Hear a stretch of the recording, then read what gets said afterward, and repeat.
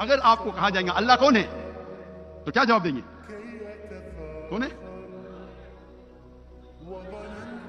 سب سے بہترین جواب اور سب سے مختصر سا جواب اللہ تعالیٰ فرماتے سورہ اخلاص میں، سورہ نمبر 112 آیت نمبر 1 سے 4، قل هو اللہ احد، کہو کہ اللہ ایک ہے، اللہ الصمد، اللہ ایبسولوٹ ایٹرنل، لم یلد ولم یولد، نہ وہ جنا ہے نہ کسی کو جنتا ہے، ولم یکن لہ کفوا احد، اس کے جیسا اس کائنات میں کوئی بھی نہیں۔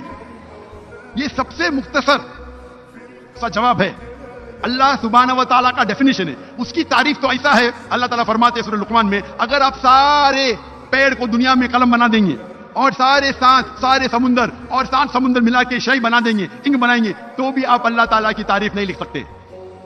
لیکن سب سے مختصر سا جواب ہے سورہ اخلاص۔ سورہ Ikhlas is the litmus test, touchstone. Touchstone, آپ سونے کو جاننے کے لیے سونا کتنا کھرا ہے جاننے کے لیے کیا کرتے ہیں؟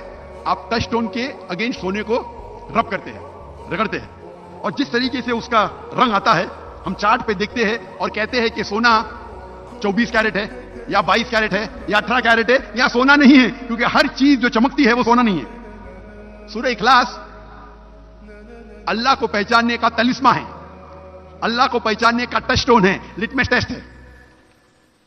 مثال کے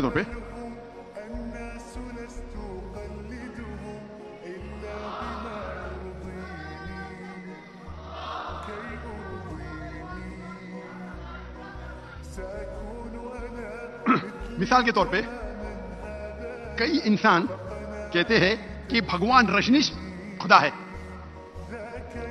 ہم ابھی چیک کریں گے اس تلسمے کے ساتھ سورہ اخلاص کے وزن پہ، کیا بھگوان رجنیش ٹیسٹ پاس کرتے ہیں کیا نہیں، اس ٹیسٹ کو پاس کرتے ہیں کیا نہیں۔ سب سے پہلا ٹیسٹ، قل هو اللہ احد، کہو کہ اللہ ایک ہے، کیا رجنیش ایک ہی ہے؟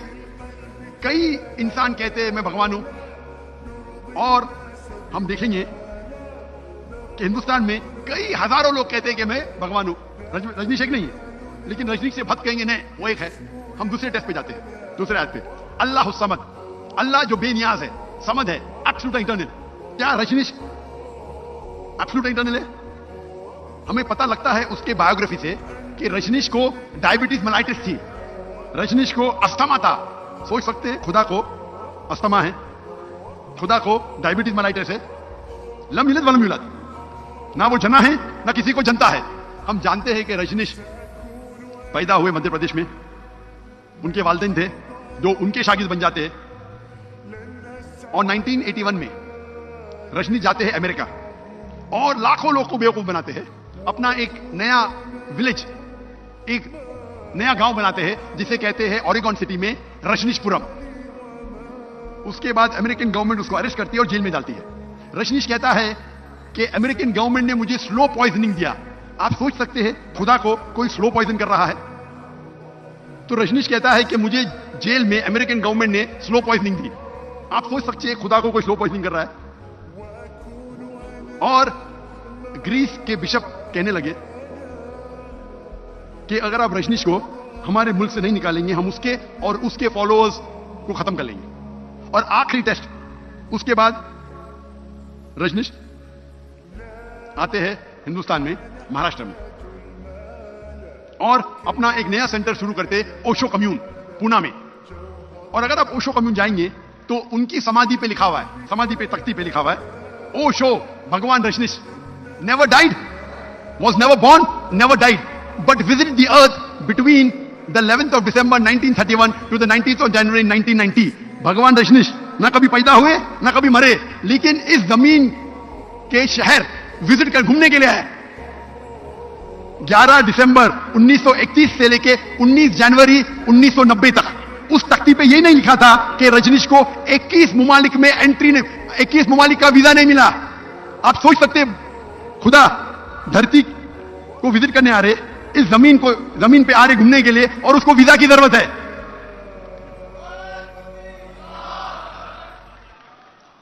اور یہ آخری ٹیسٹ، ولم یکن لہ کفوا احد، اس کے جیسا کوئی نہیں، یہ ٹیسٹ اللہ کے علاوہ کوئی پاس ہی نہیں کر سکتا ہے۔ ولم یکن لہ کفوا احد، اس کے جیسا کوئی نہیں۔ اگر آپ اللہ کو اس کائنات میں کسی کے برابر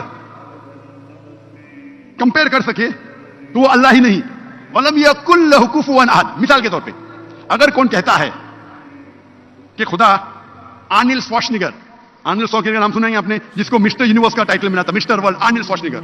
अगर कोई कहता है कि खुदा आर्निल श्वार्ज़नेगर से 1000 गुना ताकतवर है, अगर आप अल्लाह को किसी से कंपेयर कर सके दुनिया में, चाहे आर्निल श्वार्ज़नेगर हो, चाहे दारा सिंह हो, चाहे किंग कॉन्ग हो, चाहे 1000 बार हो, लाख बार हो या करोड़ बार हो, वो अल्लाह हो ही नहीं सकता. वलम यकुल लहु कुफुवन अहद. उसके जैसा कोई नहीं है. हम जानते रजनीश की एक आंख थी, 2 आंख थी, 1 नाक था, 2 कान थे, 2 हाथ थे, सफेद दाढ़ी थी. अगर आप अल्लाह को किसी से कंपेयर कर सके इस कायनात में, तो वो अल्लाह ही नहीं है. वलम यकुल लहु कुफुवन अहद. तो हमारे कुरान मजीद में जो अल्लाह की आखिरी किताब है, उसमें कहा गया है अल्लाह का डेफिनेशन. कुरान मजीद पढ़ेंगे तो पता चलेगा अल्लाह सुब्हानहू व तआला कौन है. इसीलिए कुरान मजीद आलमी जरूरत है. और अल्लाह का जिक्र आप अगर दिगर मज़ाहिब पढ़ेंगे, भले दिगर मज़ाहिब की किताब आखिरत तक नहीं है, लेकिन उनके जो भी आज मौजूद है, भले वो किताब में मिलावट है, फिर भी अल्लाह और तौहीद का जिक्र अक्सर हर मजहबी किताबों में है. चाहे बाइबल पढ़ो, चाहे तोरा पढ़ो, चाहे वेद पढ़ो, चाहे धम्मापद पढ़ो, चाहे अवेस्ता पढ़ो, ये सारी मजहबी किताबों में अल्लाह का जिक्र है.